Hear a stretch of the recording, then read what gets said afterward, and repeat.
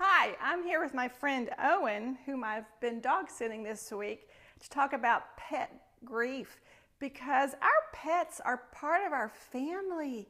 They're our friends, and when they die, they leave huge gaps in our life. And a lot of people feel embarrassed to admit the extent of their pet grief. They think it's just a dog or a cat. I shouldn't care so much, but you do. And it's really important to acknowledge that grief.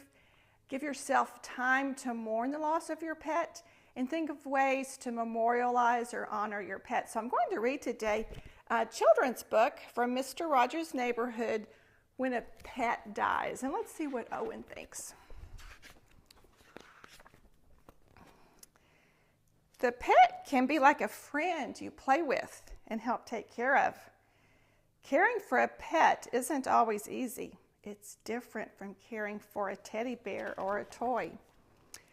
Teddy bears and toys don't get sick, except for pretend, so they don't need doctors, but real animals sometimes do get sick. Sick pets may need special doctors called veterinarians or vets. Vets know a lot about animals and the best way to help them stay well, but even when a pet has had the very best care, there comes a time when it might be too sick or too badly hurt or maybe just too old for you or anyone, even the vet, to be able to keep it alive. You need a pillow to lean against, Owen. Let's do this. There you go. That's more comfy. You like pillows. You may feel so sad that you even cry a lot.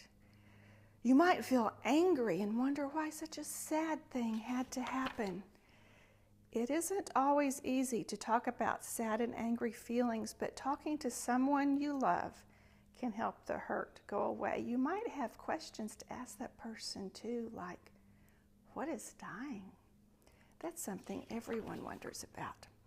One thing we know about dying is that it isn't like going to sleep. When something alive goes to sleep, it can wake up again. But when a pet dies, it isn't alive anymore, so it can't wake up again. A pet that dies stops breathing and moving. It doesn't see or hear anymore, and it doesn't need to eat anymore. People often wish they could have done something to stop their pets from dying, even when there was nothing they could have done. Or they might wish they could find a way to make their pet come alive again, even though that can't happen. When pets die, their bodies are often put in a box and buried in the ground. Sometimes the vet takes care of the burying, and sometimes it's the people who lived with the pet who do it. Often they bury their pet in a special place. They may even want to mark the place where their pet is buried. Lots of people find it helps to get together and have a ceremony when they bury a dead pet. That's called a funeral. Funerals are times when people can feel sad together and feel better together and remember the happier times together. But some people don't like to be with others when they feel sad. A person might like to be alone for a while. No matter how sad or angry you feel when your pet dies, one thing you can be sure of is that you won't always feel that way. When sad things do happen, the best place to be is near someone you love, someone who can understand how you're feeling. There will come a time when your sadness and anger have gone away, a time when you can feel happy again about the good times you and your pet had together. After a while, you may even feel that you want to have another pet. You and the people you love can talk about those feelings.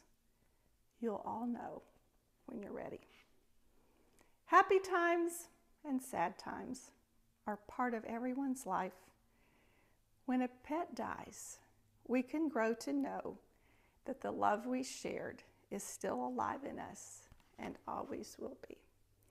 If you have lost a pet recently or have a friend or a child who's had to go through that sad process, I hope you'll share this video with them and encourage them to acknowledge their grief, respect and love the memory of their pet, and look forward to more good times ahead.